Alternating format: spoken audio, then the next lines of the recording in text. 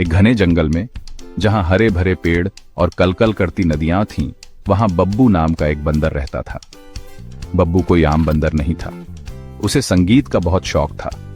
सुबह शाम वह पेड़ों पर चढ़कर अलग अलग आवाजें निकालता रहता था, जिसे वह गाना समझता था। जंगल के दूसरे जानवर अक्सर उसके संगीत से परेशान रहते थे, पर बब्बू को कोई फर्क नहीं पड़ता था। एक दिन जंगल में एक बहुत बड़ा संगीत समारोह होने वाला था। सारे जानवर अपनी अपनी कला का प्रदर्शन करने वाले थे। शेर अपनी दहाड़ से सबको डरा रहा था, कोयल मीठी आवाज में गा रही थी और मोर अपने पंख फैलाकर नाच रहा था। बब्बू ने सोचा, ये मेरे लिए एक बेहतरीन मौका है अपनी प्रतिभा दिखाने का। बब्बू ने बहुत अभ्यास किया। उसने पत्तों से ढोलक बनाई और पेड़ों की डालियों को गिटार बनाकर बजाने की कोशिश की।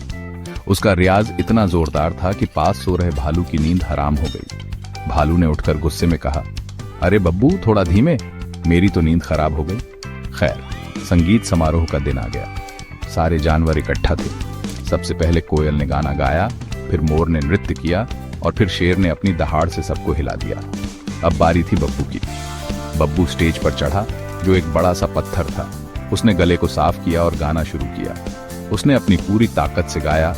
उसकी आवाज सुनकर पहले तो सब जानवर हैरान रह गए। फिर धीरे धीरे कुछ जानवर हंसने लगे, कुछ सिर खुजाने लगे और कुछ तो कान बंद करके बैठ गए। सबसे ज्यादा परेशान था उल्लू, जो दिन में सोता था। बब्बू के गाने से उसकी आंखें खुल गईं और वो गुस्से में चीख पड़ा, ये कौन सा गाना है, मेरी तो रात खराब हो गई। बब्बू को लगा कि उसके गाने पर तालियां बजेंगी, पर यहां तो सब हंस रहे थे। उसने देखा कि लोमड़ी अपनी पूंछ से अपनी हंसी छिपा रही थी और हाथी अपने कान फड़फड़ा रहा था। बब्बू थोड़ा निराश हुआ, पर उसने हार नहीं मानी। उसने सोचा, लगता है मेरा गाना थोड़ा ज्यादा आधुनिक है, इन पुराने ख्यालों वाले जानवरों को समझ नहीं आया। उसने फिर से गाना शुरू किया, इस बार और जोर से, गुड़ गुड़ बड़बड़ कूद कूद कूद, झूम झूम ठुम ठुम फुर्र फुर्र फुर्र। इस बार तो खरगोश अपनी जगह से उछल पड़ा और गिलहरी पेड़ से नीचे गिर गई। जंगल में हंगामा मच गया। सभी जानवर एक साथ चिल्लाने लगे, बस करो बब्बू, तुम्हारे गाने से हमारे कान पक गए। बब्बू नीचे उतरा, थोड़ा उदास होकर।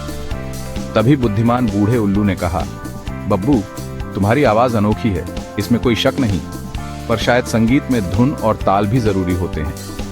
बब्बू ने सोचा, धुन और ताल वो क्या होते हैं? उसने फैसला किया कि अगली बार वह गाना गाने से पहले कुछ और अभ्यास करेगा। और उस दिन के बाद जब भी बब्बू गाता, जंगल के जानवर अपने अपने कान बंद कर लेते या दूर भाग जाते, ये जानते हुए कि बब्बू का संगीत कभी कभी थोड़ा ज्यादा ही अनोखा हो जाता है। क्रेडिट्स, कहानी और स्क्रिप्ट आपकी टीम के लिए धन्यवाद।